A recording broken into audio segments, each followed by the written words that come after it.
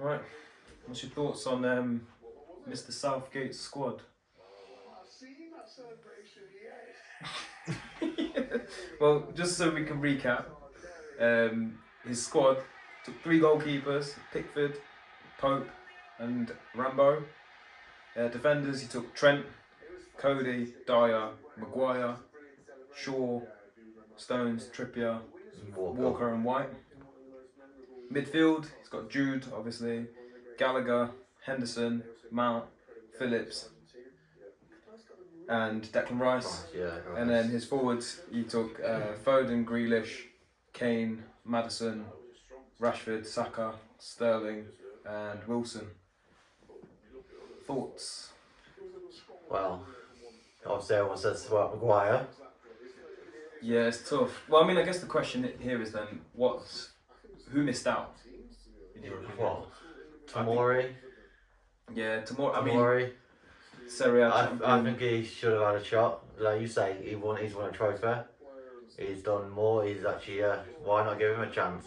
But all you can say about Maguire is when he plays for England, he turns up. True. He turns up. But True.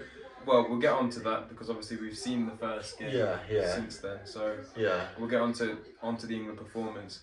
I think another honourable mention, or a couple of honourable mentions for that centre-back position. I think Joe Gomez has had a very good season so far. Maybe some Liverpool bias there. But he's definitely been very much Liverpool bias there. It's definitely been a better season than Maguire's. Mark Guay from Crystal Palace as well. He's had a very good season. But again, like you said, Maguire tends to perform for England. Southgate's clearly got his players, his core group. Very much favourite. Yeah. What about in the midfield? Obviously, we saw your boy, Mr. Maddison. Everyone said he deserves a call up. I mean, he absolutely does. Look at his stats this season. Yeah. I mean, Leicester have been bad in the league, but just to do what he's been doing, and he's been unbelievable. Yeah, I think he had to be, after the sort of Foden, Rice, and Bellingham picks. I think he was the next obvious choice. Yeah, he had to be. I think the one that surprised me a little bit was Conor Gallagher. No, that surprised me as well. Surprised me. But again, like when you look at England's midfield pool, if you take him out, who else really gets the call up there? Well, you're looking at maybe James Ward-Prowse, who I think is absolutely lacklustre. Yeah, no, agree. And then you're probably looking at maybe Joe Willock from Newcastle. He's had a pretty solid season. You know what I mean, Newcastle flying. Exactly. One of them, give him a shot. But again, I don't think he's had any caps for England. No. I don't see him get selected. I can see why Gallagher's a pick though. Yeah, and I can fully understand why he's picked, and give him a chance, see what happens. Yeah, and then obviously the forward picks. I guess who really missed out in that? Ivan Toney's the big one that everyone's talking about. Yeah, but we all might know why he's not been picked now because of the betting and stuff like that. Allegations, allegedly, yes, but which is probably a big part of why he's not been picked. Yeah, but would you have picked? Let's take that out of the equation. Would you have picked him over Wilson anyway? Yeah, I mean they've both been. I think when Wilson's fit, he's one of the best in the league. So I mean they've both been flying. We've both been doing really well, but I think you'll take Wilson over him. Yeah, I mean, I think it's a flip of a coin between the two, to be honest. It's 50. It's both. They both perform as good as each other. Yeah, I know. Obviously, the pick that I think both of us would perhaps change, but I don't know who for. But the one that we'd both perhaps change is maybe Jack Grealish. Yeah. Again, he's part of Gareth's core group now. Yeah, so he is. We're not really going to see him get dropped. No. But at the same time, his performance level at club level has not really been what we'd expect.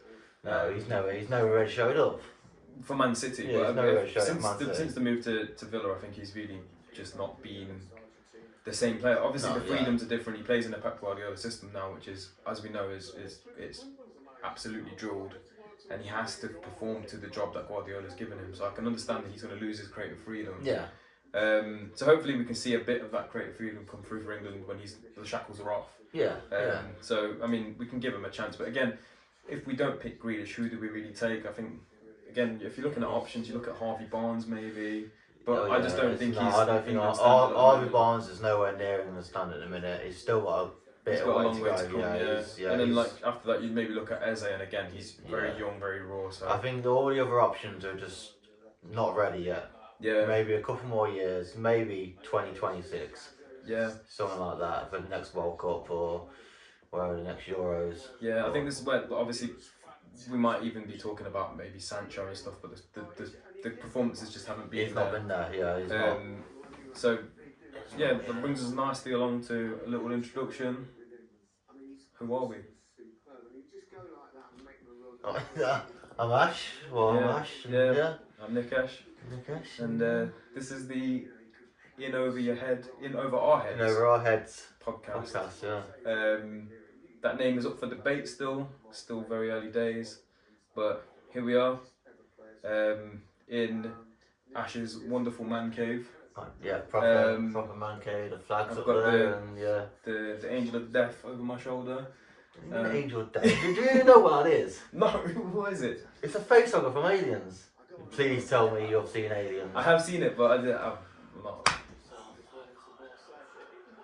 But Get out. Get out. Get out. I mean, oh my god, shocking. Yeah, it's a face hugger from Aliens. Right. So it's gonna keep my face hugged, right? I mean, it does a bit more than that, but yeah. Right. Yeah. So yeah, a little bit about what we're planning on doing over here is stuff like this, where we talk about sports, where we talk about pop culture, films, TV, gaming, comics, like board games even sometimes. Exactly. Yeah. So just a bit of everything from us. Ins and outs of Yeah. We both got knowledge of different things more than each other, and I mean, now and then can have guests on, like other friends who know outside opinions, and try and get a few debates started. I love a good debate. Yes. I can vouch for that. I had to sit there and listen to a few arguments a few times and break them up in the pubs, and Right, no, I don't even start that. Save that. It saves that. So that's just a little bit about what's to come from us. It could be a mismatch of everything. It could be more refined. Obviously, we'll figure it out along the way. It could be a complete mess, but a fun mess. So. Yeah, we'll just have some fun along the way. That's it. Yeah. Let's get back onto the football. Get onto England's performance. 6-2 against Iran yesterday. Obviously, we spent the whole day watching football yesterday. Yes, we did. The sixth goal was a fantastic moment for me, because you decided to knee slide in your living room, splash beer all over your face, and claim that England are going to win the World Cup. Yes. Yes. Well, no. But I did say if we score a sixth goal, we're winning the World Cup. And what was it? Literally 5 minutes later. It was the sixth goal, and I just ran out. And, It was coming. It was coming. Yeah. A quick highlight on what went on in the game. Jude Bellingham scored the first. Then we had Saka score. Yeah, really Saka, good header. great. Saka, great volley for the second goal.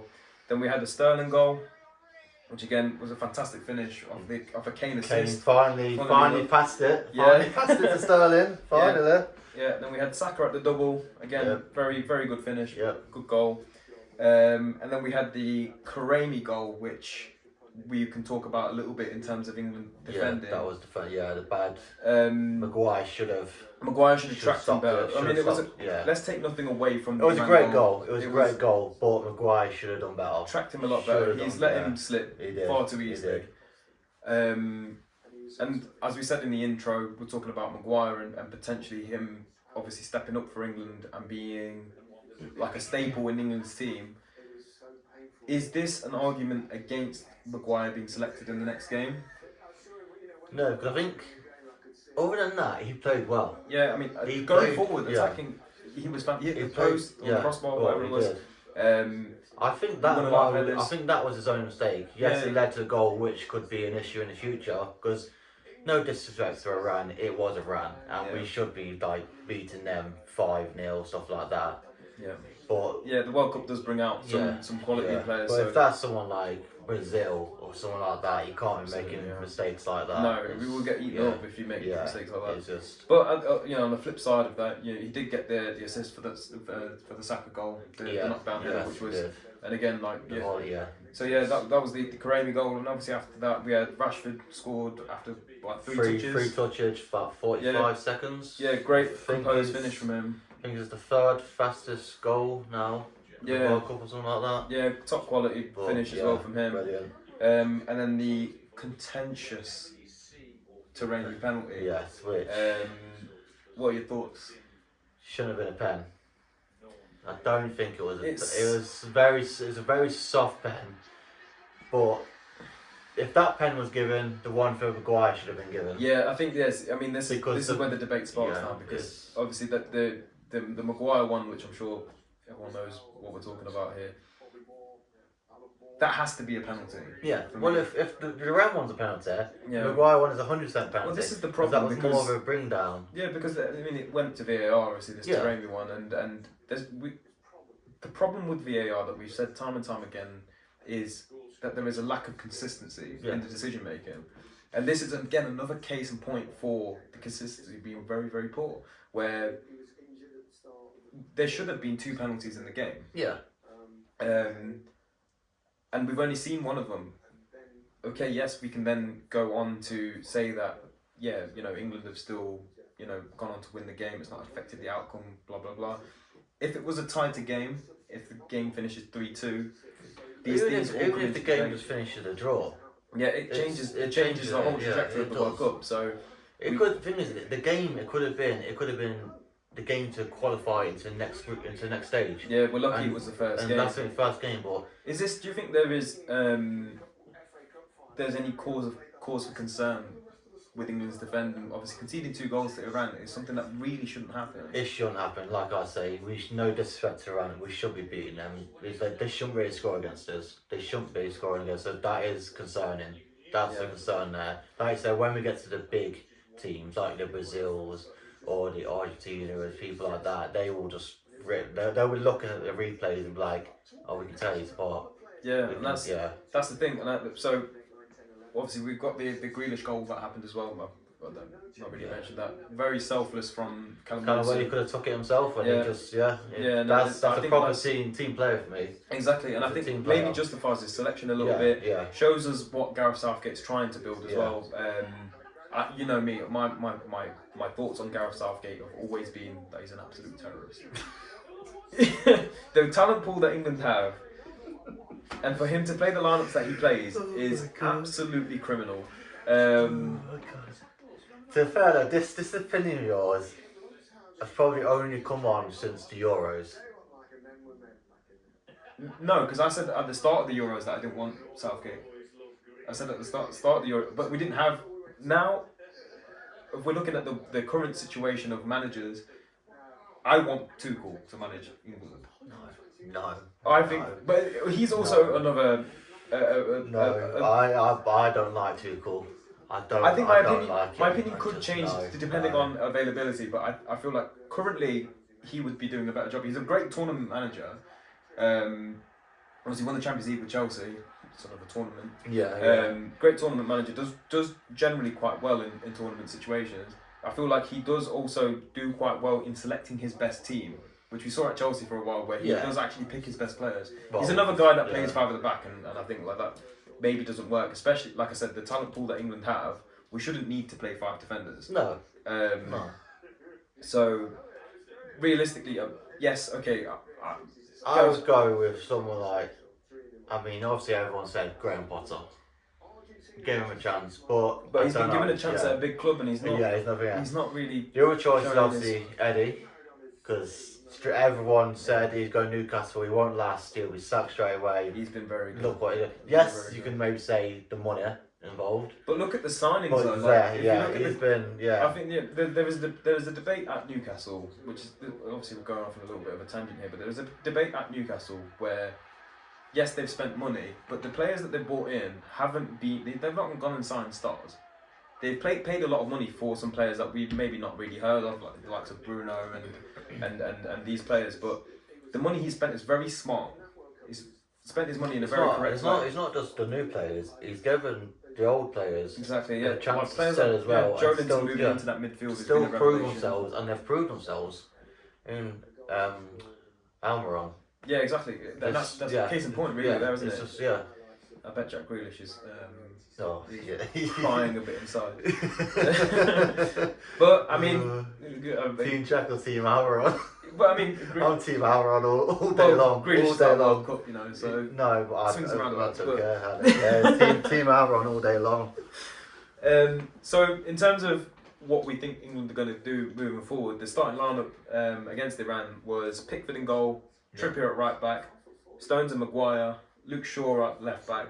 Then we had Rice and Bellingham playing in the defensive positions, Mount just in front of them. Then we had Saka, Sterling and Kane.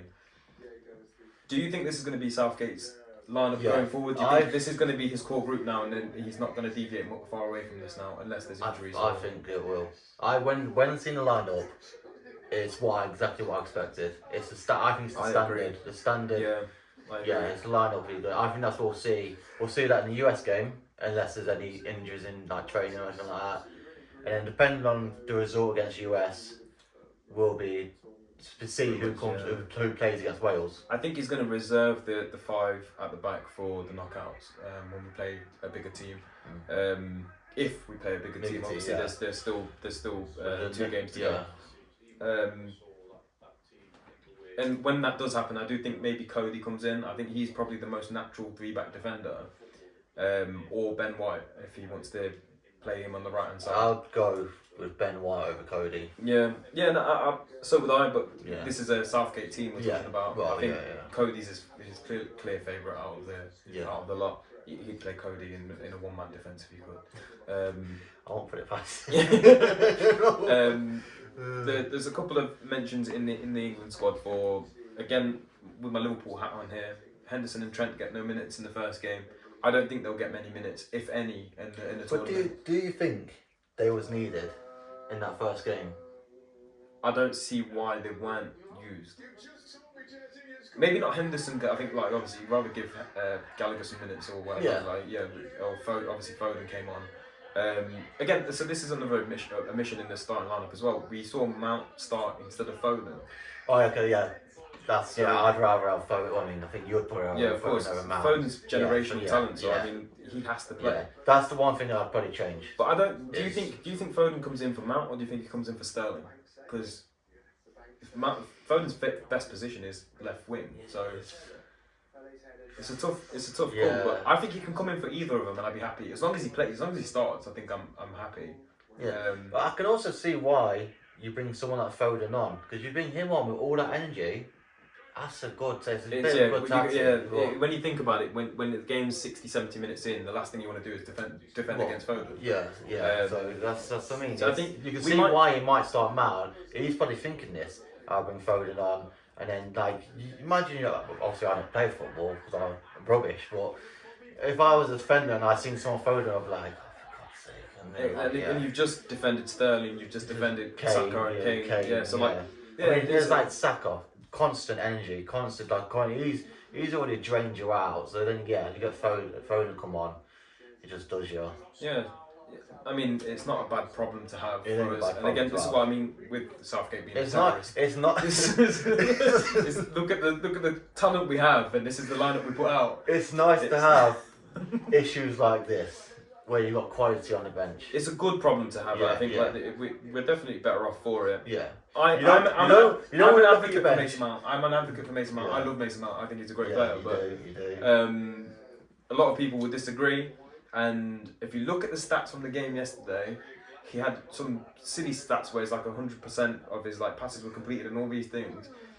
But because he doesn't have a standout moment, he doesn't have a moment where he's skimmed 2-3 players and gone past them or whatever.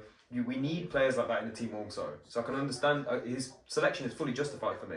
And like you said, when we need a goal, I think we'll be in a different position when, let's say we're playing against the US and we need a goal. Yeah. And we bring on Foden. Oh, yes. That's the situation you're talking about, where that's a really good position to be in, where we need a goal.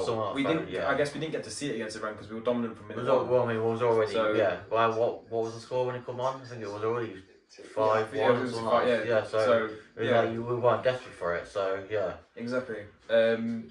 Which that kind of moves us on to the first game of the tournament, which was Qatar versus Ecuador. That game ended 2-0. I wanted Ecuador to win. I had a feeling they was going to win, and I thought there was going to be some mad bribery. corruption. Well, I mean, everyone did. I mean, there was reports that it might have tried to do it. Obviously, we don't know if it's true or not. Yeah. We'll never know. Allegedly. But with the whole corruption around the World Cup, would anyone actually be surprised? Exactly. So, yeah. I mean, 2 goals for Mena Valencia. I said to you before that game, you couldn't pay me to watch that game, and I didn't watch it. You didn't watch it? I've seen the goals since, seen the VAR decision which disallowed Mena Valencia's first goal. Thoughts? I've not I seen the end of the first half, and I watched all the second half, but I didn't see none of the VAR stuff. So it was very early on in the first half. Yeah. Can't have an opinion yet because I didn't see it. Yeah. So, but I've just seen people say it should have been allowed, but I've heard other say it's like no, it was correct decision. So it was. So from my knowledge on football, it's the correct decision. Right. Obviously, the World Cup's using this semi-automatic offside system where it does that AR thing and it puts the players. And it's marginal, but it's still offside is offside. Yeah. So I mean, I can understand that. The debate that people were having that there was another defender, but he's behind the goalkeeper, so it looked like it was clear as day onside because there's a defender way back, so he's definitely onside. But because the goalkeeper becomes the last man, that's always been a rule in. So the defender's behind the goalkeeper. Yeah. So technically, he's not on the pitch. He's not in play anymore. Right. Because the goalkeeper is the last man. Right. So as soon as the defender is behind the goalkeeper, and that's why they rule. That's why it's been ruled as offside. Okay. Because it looks clear as day that he should be onside, because you see the defender in the frame. Right. So this is what everyone's basically forgetting then. Yeah, and it's just one of those rules. If you haven't played football, you don't really know. We've got the Argentina highlights on here. Get onto that later on. We will. So yeah, that was the first day of the World Cup. Standard, just one game, pretty boring. Nothing. Like I said, you couldn't pay me to watch that. I don't. Yeah, I watched. I was out in a day, come back, and I watched it because there was just something to watch, and that was it. I mean, these opening games sometimes do get a bit exciting, but I mean, there was nothing really to report. Yeah, Ecuador was probably a team that should have won and did win. Yeah, I'm glad they won. I'm glad they won. They deserved it. Fully deserved because Qatar they was rubbish. They was rubbish. Oh, not a full team. Yeah, they're not. So yeah, let's try and keep the Qatar slander down because I want to keep my head on my shoulders. These men will behead me for nothing. Yeah. So our little football marathon yesterday continued into Senegal versus Holland, a game which ended 2-0. It was a pretty boringish match. It wasn't fantastic, but we had goals from Cody Gakpo and Klassen in the end. The second goal was shocking goalkeeping, awful goalkeeping. I've got an agenda against Mendy in goal. Yes. I don't think he's a good goalkeeper. He's one of these guys, obviously he burst onto the scene. He was like a nobody player. Chelsea have signed him out of nowhere. He had a really good season, won goalkeeper of the year, off the back of him not making many saves, to be honest. And he's basically just lived off that. Yeah, but yeah, it was... He's won his Golden Glove or whatever off the back of obviously him winning the AFCON as well. Can't take away his achievement from him, but at the same time, I don't think he's made any crucial saves, big saves, whatever. Someone might prove me wrong, but I don't think he's instrumental into the way a team plays. And Graham Potter proves my point. He comes into Chelsea, the first thing he does is change his goal around. Yeah. So yeah, I mean, realistically, it was 2 mistakes from Mendy to give Holland the win. It was a pretty boring game. I think Senegal was on top. I think if Mane was fit and he was in it, I think Senegal would have won. I think it really would have won. Especially the first sort of 25, 30 minutes. It was all over. It was absolutely on fire. And you're absolutely right. I think if Mane was in there to orchestrate that front three a little bit, it would have been. I reckon it could have been a Senegal 3-0 or 3-1, something like that. But honourable mention. I mean, Cody Gakpo obviously got the first goal. What a player! He's doesn't look like a footballer. I kept saying this to you yesterday. Doesn't look like a footballer. What was we doing before each game as well? I was like, looks like a captain. Don't look Yeah. like a captain. Looks like a, He does look like a captain. He doesn't look like a footballer. He's got my build. I don't have a footballer's build. He's just a lanky, like kind of, but very, very, very gifted footballer. Agree. I definitely think he's on his way this summer, maybe, or even in January. Someone will snap him up because you can't let talent like that go. No doubt, you want him at Liverpool. Like you want everyone at Liverpool. If you can play centre mid, mate, we'll take him. Which he has been doing. Again, another manager who is an absolute terrorist, Louis van Gaal. What on earth? What on earth? Daily Blind. What's going on? You look at the Holland. Again, you look at their talent pool. You look at what they've got. To play 3 centre halves and Daily Blind at left mid is beyond me. I get that that's his system. I get that that's what gets him success. He was fairly successful at Man United, to be honest. Man United fans would disagree, but I don't think he was that bad. But that system for this international team, and obviously classically total football by Holland has always been 4-3-3. This team has all of the players for a 4-3-3. Yesterday, Frankie de Jong in that midfield was fantastic. What a player! Again, one that's probably going to move on from Barca. For him to not get the best out of his players would be a slight injustice. I do think they lack up front. I don't think they've got the greatest strikers. I think they proved that yesterday as well. Yeah, they started Janssen up front, flop at Tottenham. Lord knows how he's still in the international setup, but I don't think they've got. It's like Netherlands just one of them teams where they could be better. That's it. They have to better. They could be so much better, but they it's like there's like a line, and they're just kind of on the edge of it. And it could be. I think they've had players peak at the wrong times. So I believe was it the last World Cup or the one before? The last one because they didn't get. They didn't qualify for the last one. Yeah. So the World Cup before. They had Van Persie and Van Nistelrooy and all these guys in their prime, but they had Johnny Heidsinger playing centre back. Absolute dog shit, essentially. And then this year they've got Virgil van Dijk, who's one of the greatest centre backs we've ever seen. He's not having a greatest season, but he's still Virgil van Dijk. Virgil, exactly, and he would defend on aura for the rest of his life at times. But that's a different episode. But he's in his prime right now, but then they've got no strikers, and it's such a shame because this team could be so good. They could be good. They could be good, and I think even commentators say that about them. They say they could be good. But when your best striker's Memphis Depay, who barely gets a game at Barcelona, and it's not really been fantastic. I think it's like you say, just some players that don't fall at the right time for them, and just things just don't work out for them. But they still got a win yesterday. Yeah, exactly, and I think getting a win when you haven't played well, especially a 2-0 win. Oh yeah. 2-0 win against a boring game. You'll take that, and I think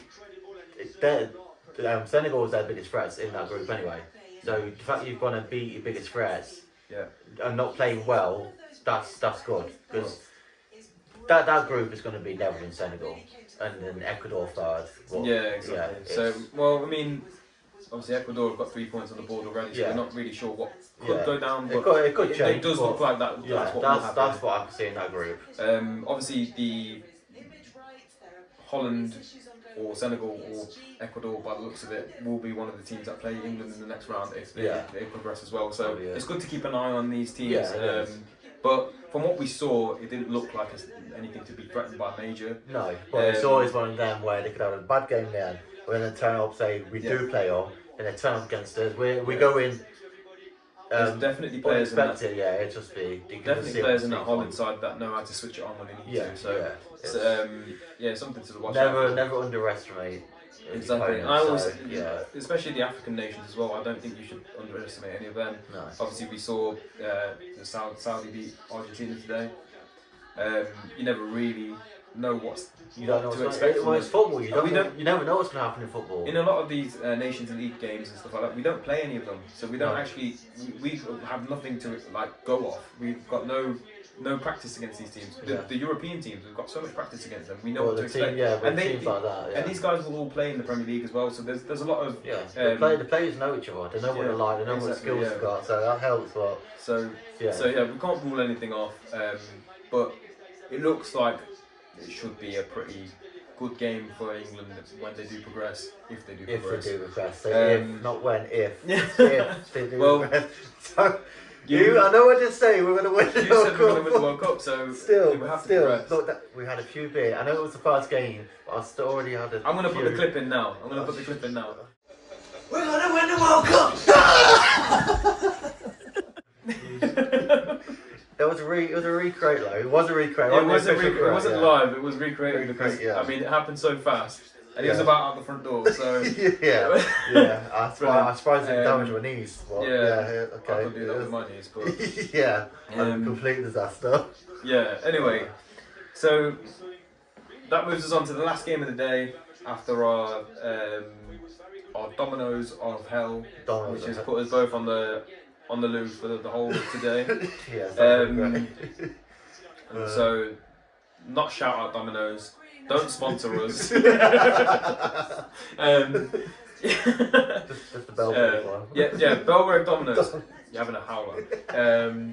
So yeah, the last game of the day was USA versus Wales. Ended 1-1. Goals from Timothy Weah.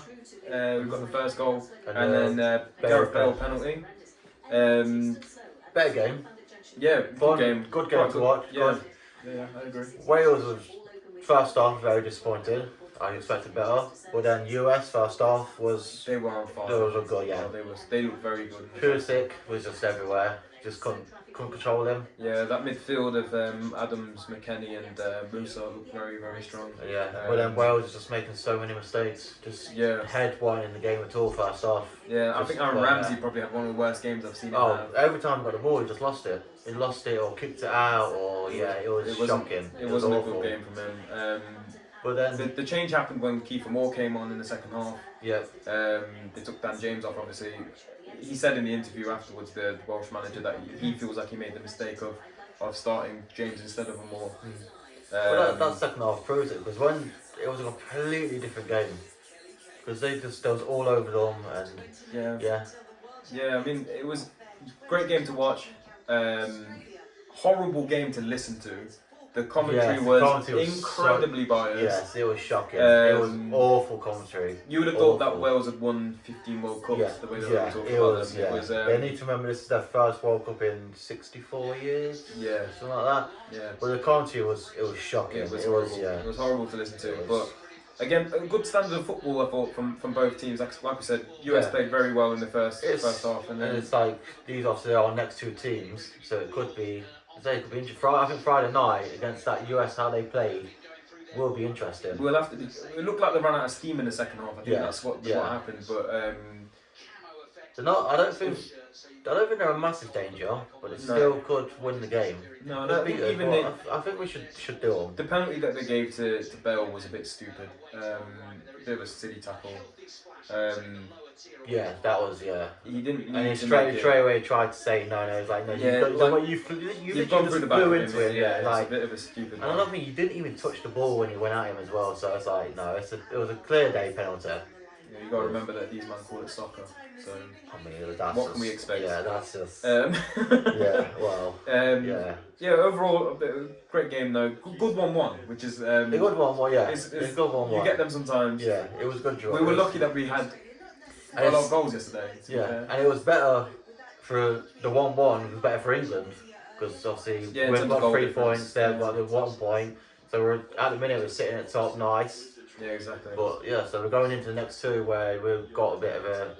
We could even qualify if we win the next game, depending on how results go in the other one. So, hopefully that does happen and we can get through and have a scot-free sort of final game where we don't need to worry about. You can maybe put your Gallagher's out and stuff like that. And give them a few minutes. But at the same time, I don't think you want to disrupt the flow of the team. No. If you get 1 or 2 change, not a full team change. 1 or 2 changes. Yeah, maybe give minutes to players that won't get minutes. Your Trents, your Hendersons. You can't get Gallagher's. So it'd be good to see what happens. I mean that sort of wraps up that yesterday's worth of football. Second day of World Cup, pretty decent to be honest. Yeah, not bad. If you move away from the politics of it all. The second day was decent, but I mean, going on to today, way better than today. Well, I mean, the early kickoff today, Argentina, Saudi Arabia, 2-1 Saudi Arabia. I'd say I was asleep, woke up and seen the score, and I was just shocked. I was like, what have I missed here? Like, I mean, I caught glimpses of it at work, and the second goal by Saudi Arabia, what a goal! I need to watch our Oh my goodness, what a goal! It sounds like a good one. I'll send you a version that I found on Twitter with Arabian commentary. It will give you goosebumps. It's like the commentary we were talking about yesterday. That Spanish commentary. Yeah. Like we want more of that in the World Cup as well. Like we said, there should be options to have these commentators. Multiple languages. Yes, so we wouldn't have to listen to this Welsh nonsense we had to listen to yesterday. We want to listen to the Spanish commentary and stuff like that. Fantastic result for Saudi. Yeah, well played. Their first World Cup coming. Not to just be pushovers. There's gonna be Argentina, which are one of the favourites to win the World Cup. And tactically, they're set up very nicely. They played the high line. I think Argentina scored a couple of offside goals, which again, rightly offside. They struggled, Argentina, in the midfield. I think their formation ended up sort of being like 4 defenders and 6 attackers, just nothing in the midfield. Rodrigo de Paul, I don't know what he brings to football. I don't know what he does. Again, he's one of these players that, because he plays for Atletico and because he's best mates with Messi and all this stuff, he gets a lot of credit. I don't see what he does, in complete truth. And I will make my outlandish claims, and I will always do that, and someone will prove me wrong, or I'll either be dead right. So I've called out Mendy in this one, and I've called out de Paul. So if you want to at me, wants to watch the next games and see if you're wrong or if you're right. So we'll see. And then so that was the early kickoff. Then we had the Denmark game. Denmark Tunisia, which was 0-0. Didn't watch. Yeah, I believe Cornelius missed a. Cornelius, I think that's his name. Sounds like a Harry Potter character. He's missed a sitter from a yard away. But again, I mean, Tunisia were tough to beat at the last World Cup. We beat them 1-0, 2-1. It was a closer game though. So so I mean, they're tough team to beat. They're not pushovers. So so I mean, maybe it's a good point. Who knows? Yeah. And then we've had the Poland Mexico-Poland game, which again 0-0. Didn't watch. So no. All we know is that Lewandowski had a penalty saved. And we're just approaching the France-Australia game, which is on the telly right now. So predictions? I mean, France have got a lot of injuries, but I think they'll win it. Because Australia they're not a footballing nation, are they? No, but but then again, it's like what we've seen today is like France got all these injuries. Australia could do them. Yeah, I mean, it could happen, but I mean, the place where France haven't got injuries is at the back, and that's their strongest suit. So. Yeah. I just don't want it to be another 0-0. No, I don't think it will be. 0-0 today. Yes, it's disappointing that Benzema's out. It's disappointing that Nkunku's out. But Kante's out. Yeah, Kante, Pogba, all these guys. But at the same time, you still have Mbappe. You still have Mbappe. Yeah, exactly. And they've still got all of these great players that they can slot in. Yes, there's some random picks in their midfield of Jordan Verretou and all these guys. I don't get it. I don't want to accuse a third manager in the same episode of being a terrorist. Don't. Dropping too many allegations. This is too much. But again, I can understand because he's got so many injuries. He's got loads. It is a bit rubbish because they're defending World Cup champions and they've come into the tournament with all these injuries, and it's not nice. It's not great to see. Well, this is the issue that a lot of people had with this World Cup was that it is in the middle of winter. It is. It's in the prime of a season which has barely begun. We're like 15, 16 games into and literally players were getting injured before everyone flew out. And that's what's done it. Prime, this is usually injury season for a lot of teams because we have a packed schedule at this point of the year. So to have a World Cup at this time, to fly all these players out into the middle of nowhere. It's not a little flight either. It's a big flight. Exactly. It's a big flight as well. Well, I mean, it's a big fight for England, isn't it? But some other countries. And then obviously some of the countries like Senegal is like close, but a lot of teams have It's still a big flight. Yeah, exactly. And it's not just the flight. It's the climate, which that knackers you out as well. It's the heat and stuff like that. So yeah, and I mean, I don't know. I feel like this France team is not the same France team that we're used to seeing. I think there's a lot of. I feel so disjointed. But again, they might prove us wrong. They might prove us wrong, but I don't think they're going to go that far. I mean, they didn't perform very well at the Euros. No, they didn't. I kind of expect them to do the same thing if we're making a prediction before the game here. I think it's good. I think they're going to do what they did at the Euros. I think they've got. They're going to score some goals. Maybe have some good games, but I don't think they're going to go. Do you think it's time for their manager to move on? And it's a bit hard to say with the injuries. You can't really. Well, you can judge and you can't judge, but I mean, he's been about for a while now. He's been about, but I say if they do awful with this World Cup, then yeah. But if they do good, then yeah, maybe stick around. But I think it's a hard one to. Yeah, so I mean that's sort of wraps up where we're at today. There's going to be football on. What's your predictions for the score? Oh, for this game, yeah. I'm going to go 2-0 France. 2-0 France. 2-0 France. I'm going to go 3-1. I don't think the Aussies will score. You think they'll score? I think France defence is still good. And I don't. Who do Australia even have? Harry Kewell. Does he still play? Yeah. So yeah, I mean 2-0 France. Easy So yeah. I think this will probably wrap us up here. Yeah. It's going to be a big month of football. This. Yeah, more. Yeah, obviously, game every single day, 4 games a day. England next on Friday. Oh, just to add to the drama of the World Cup for me, we did it a little bit late, but we did our sweepstake at work today. Got the mighty England. Oh, that's it. We're done. We're done. We're going to lose the next 2 games. We're out. Well, I mean, we're gone. Yeah. Yeah. I mean, the other one that I'm part of, I got Uruguay. I think they're a very good shout for a dark horse, to be honest. When do they play?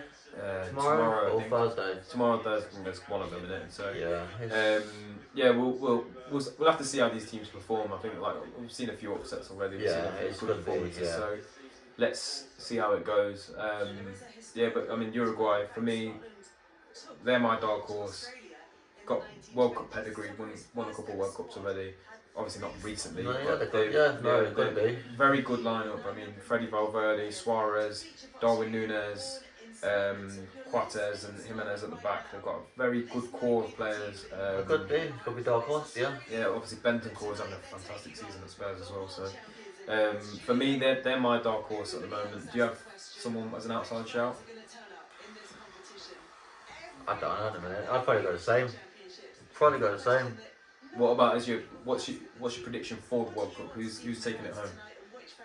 Well, I did say Argentina, but yeah, after watching that. Not after seeing it, I'm not sure. So I don't want to be boring and say Brazil because everyone's just saying Brazil, which probably will be Brazil. I've been very much Brazil from the beginning. But at the same time, we've not seen them play yet.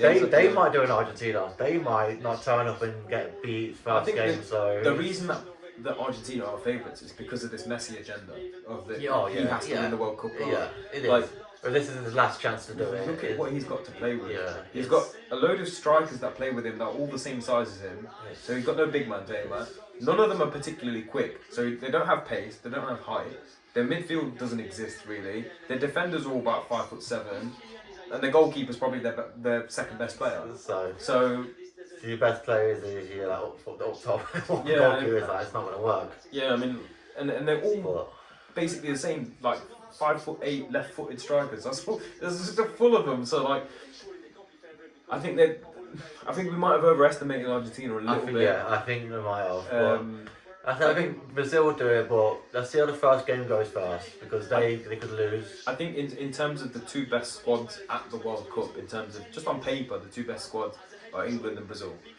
Calm down. On paper, they're the best squads. Yeah. But obviously, I'm not basing that on any performances or nothing. Obviously, we're not seeing Brazil play. Where do you think we're actually going to go? England. I think England will be out in the semi-final. I've seen jokes about winning the World Cup.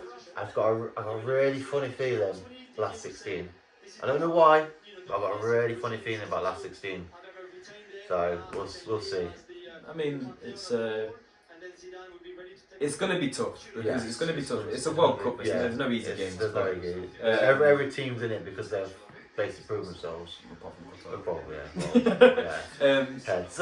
Yeah. So it's either you play well or you pay a lot. You pay a lot, which is So I mean, okay, So I think that's probably a good place for us to wrap up today.